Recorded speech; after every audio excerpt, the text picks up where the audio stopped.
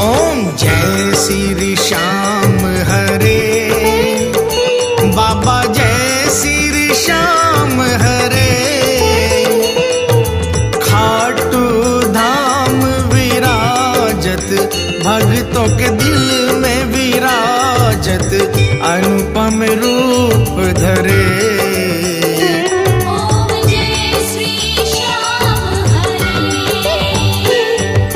रतन जड़ित सिंहासन, सिर पर चवर